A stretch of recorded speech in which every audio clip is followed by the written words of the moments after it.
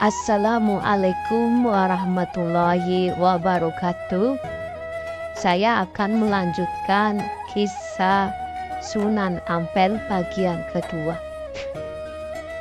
Selanjutnya, pada hari yang telah ditentukan, berangkatlah rombongan Raden Rahmat ke sebuah daerah di Surabaya yang kemudian disebut dengan Ampel Denta.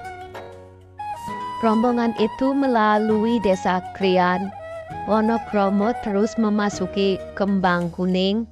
Selama dalam perjalanan, beliau juga berdakwah kepada penduduk setempat yang dilaluinya. Dakwah yang pertama kali dilakukannya cukup unik.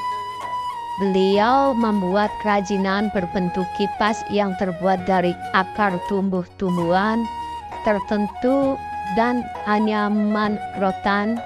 Kipas-kipas ini dibagikan kepada penduduk setempat secara gratis. Para penduduk hanya cukup menukarkannya dengan kalimat syahadat. Penduduk yang menerima kipas itu merasa sangat senang. Terlebih setelah mereka mengetahui kipas itu bukan kipas sembarangan. Akar yang dianyam bersama rotan itu ternyata berdaya menyembuh bagi mereka yang terkena penyakit batuk dan demam. Dengan cara itu semakin banyak orang yang berdatangan kepada Raden Rahmat. Pada saat demikianlah ia memperkenalkan keindahan agama Islam sesuai tingkat pemahaman mereka. Cara itu terus dilakukan sehingga rombongan memasuki desa Kembang Kuning. Pada saat itu kawasan desa Kembang Kuning belum seluas sekarang ini. Di sana sini masih banyak hutan dan digenangi air atau rawa-rawa. Dengan karomahnya Raden Rahmat bersama rombongan membuka hutan dan mendirikan tempat sembahyang sederhana atau langgar. Tempat sembahyang itu sekarang dirubah menjadi masjid yang cukup besar dan bagus, dinamakan sesuai dengan nama Raden Rahmat, yaitu Masjid Rahmat Kembang Kuning. Di tempat itu pula Raden Rahmat bertemu dan berkenalan dengan dua tokoh masyarakat, yaitu Ki Wiryo Sarojo dan Ki Bangkuning. Kedua tokoh masyarakat itu bersama keluarganya masuk Islam dan menjadi pengikut Raden Rahmat. Dengan adanya kedua tokoh masyarakat itu, maka semakin mudah bagi Raden Rahmat untuk mengadakan pendekatan kepada masyarakat sekitarnya, terutama kepada masyarakat yang masih memegang teguh adat kepercayaan lama. Beliau tidak langsung melarang mereka, melainkan memberikan pengertian sedikit demi sedikit tentang pentingnya ajaran ketauhidan. Jika mereka sudah mengenal tauhid atau keimanan kepada Tuhan pencipta alam, maka secara otomatis mereka akan meninggalkan sendiri kepercayaan lama yang bertentangan dengan ajaran Islam. Setelah sampai di tempat tujuan, pertama kali yang dilakukannya adalah membangun masjid sebagai pusat kegiatan ibadah. Ini meneladani apa yang dilakukan Nabi Muhammad SAW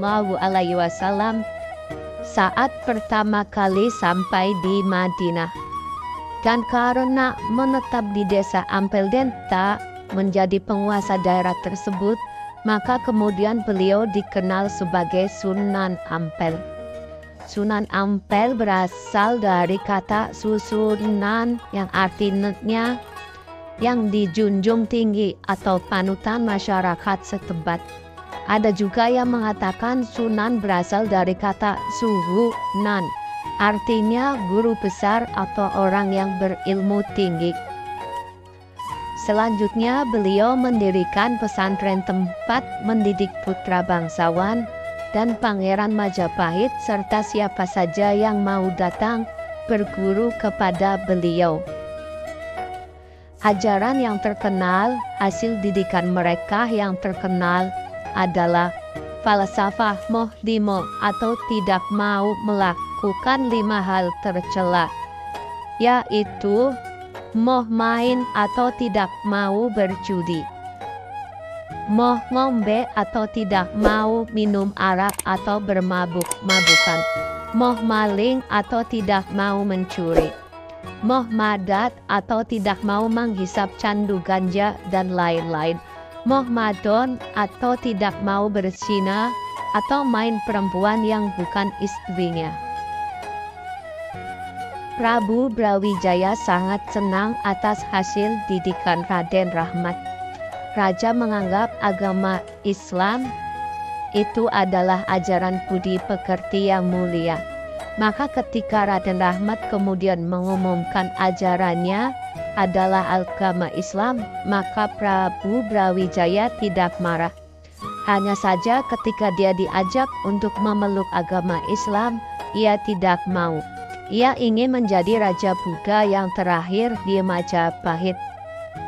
Raden Rahmat diperbolehkan menyiarkan agama Islam di wilayah Surabaya, bahkan di seluruh wilayah Majapahit, dengan catatan bahwa rakyat tidak boleh dipaksa. Raden Rahmat pun memberi penjelasan bahwa tidak ada paksaan dalam beragama. Setelah Syekh Maulana Malik Ibrahim wafat, maka Sunan Ampel diangkat sebagai sesepuh Wali Songo, sebagai mufti atau pemimpin agama Islam setanah Jawa. Beberapa murid dan putra Sunan Ampel sendiri menjadi anggota Wali Songo. Mereka adalah Sunan Giri, Sunan Bonang, Sunan Derajat, Sunan Kalijaga, Sunan Muria, Sunan Kota atau Raden Patah, Sunan Kudus dan Sunan Gunung Jati.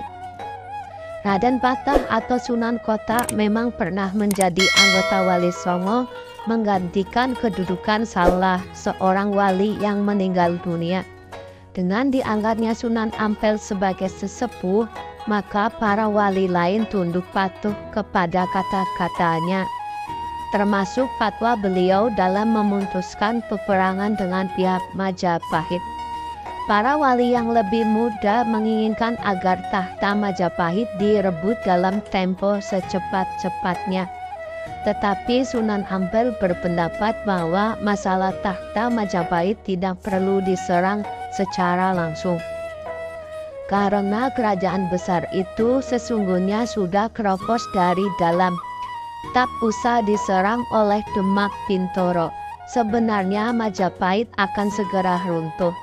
Para wali yang lebih muda menganggap Sunan Ampel terlalu lamban dalam memberikan nasihat kepada Raden Patah. Mengapa Ramanda berpendapat demikian? Tanya Raden Patah, yang juga adalah menantunya sendiri. Karena aku tidak ingin di kemudian hari ada orang menuduh Raja Demak Bintoro yang masih putra Raja Majapahit, Prabu Kertabumi telah berlaku durhaka, yaitu berani menyerang ayah handanya sendiri. Jawab Sunan Ampel dengan tenang. Lalu apa yang harus saya lakukan? Kau harus sabar menunggu sembari menyusun kekuatan, ujar Sunan Ampel. Tak lama lagi Majapahit akan runtuh dari dalam, diserang adipati lain. Pada saat itulah kau berhak merebut hak warismu selaku putra Prabu Kartabumi. Majapahit diserang adipati lain, apakah saya tidak berkewajiban membelanya? Inilah ketentuan Tuhan, saut Sunan Ampel. Waktu kejadiannya masih dirahasiakan. Aku sendiri tidak tahu persis kapankah peristiwa itu akan berlangsung. Yang jelas bukan kau adipati yang menyerang Majapahit itu. Sunan Ampel adalah penasehat politik Demak Bintoro sekaligus merangkap pemimpin Wali Songo atau mufti agama setanah Jawa. Maka fatwanya dipatuhi semua orang. Kekhawatiran Sunan Ampel pun terbukti. Di kemudian hari ternyata orang-orang pembenci Islam memutarbalikan fakta sejarah. mereka menuliskan bahwa Majapahit jatuh diserang oleh kerajaan Demak Bintoro yang rajanya adalah putra Raja Majapahit sendiri. Dengan demikian, Raden Phahta dianggap sebagai anak durhaka. Ini dapat Anda lihat di dalam Serat Darmo Gandul maupun sejarah yang ditulis sarjana Kristen pembenci Islam. Raden Phahta dan para wali lainnya akhirnya tunduk patuh pada fatwa Sunan Ampel. Tibalah saatnya Sunan Ampel wafat pada tahun 1478 Masehi. Sunan Kalijaga diangkat sebagai penasehat bagian politik Demak. Sunan Giri diangkat sebagai pengganti Sunan Ampel sebagai mufti, pemimpin para wali dan pemimpin agama setanah Jawa. Setelah Sunan Giri diangkat sebagai mufti, sikapnya terhadap Majapahit sekarang berubah. Ia menyetujui aliran Tuban untuk memberi fatwa kepada Raden Phahta agar menyerang Majapahit. Mengapa Sunan Giri bersikap demikian? Karena pada tahun 1478, kerajaan Majapahit diserang oleh Prabu Rana Wijaya atau Girindrawardhana dari Kadipaten Kediri atau Keling. Dengan demikian sudah tepatlah jika Sunan Giri menyetujui penyerangan Demak atas Majapahit. Sebab pewaris sah takhta kerajaan Majapahit adalah Raden Phahta selaku putra Raja Majapahit yang terakhir. Demak kemudian bersiap-siap menyusun kekuatan, namun belum lagi serangan dilancarkan. Prabu Wijaya keburu tewas diserang oleh Prabu Udara pada tahun 1498. Pada tahun 1512, Prabu Udara selaku Raja Majapahit merasa terancam kedudukannya karena melihat kedudukan Demak yang didukung Giri Kedaton semakin kuat dan mapan. Prabu Udara khawatir jika terjadi peperangan akan menderita kekalahan, maka dia minta bekerja sama dengan minta bantuan Portugis di Malaga.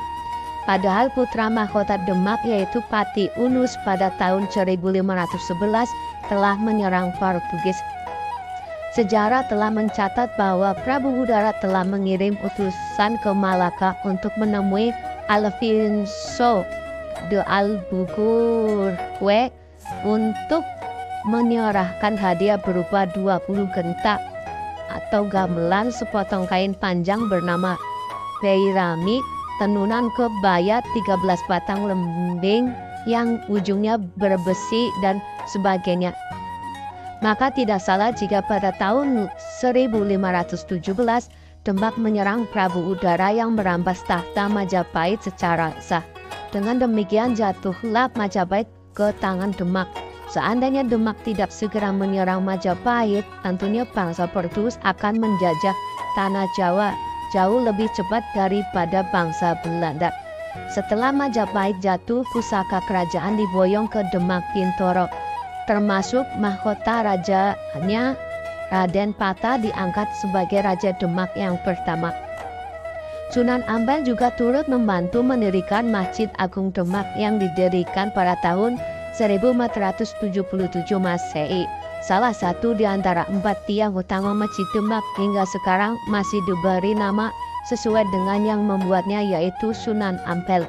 Beliau pula yang pertama kali menciptakan huruf pegon atau tulisan Arab berbunyi bahasa Jawa. Dengan huruf pegin ini beliau dapat menyampaikan ajaran Islam kepada para muridnya.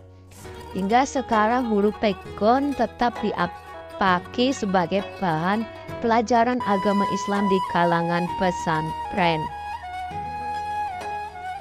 Demikianlah kisah Sunan Ampel. Kurang lebih mohon maaf bila ada kekurangannya. Jangan lupa subscribe, like, komen, dan share. Terima kasih. Wassalamualaikum warahmatullahi wabarakatuh.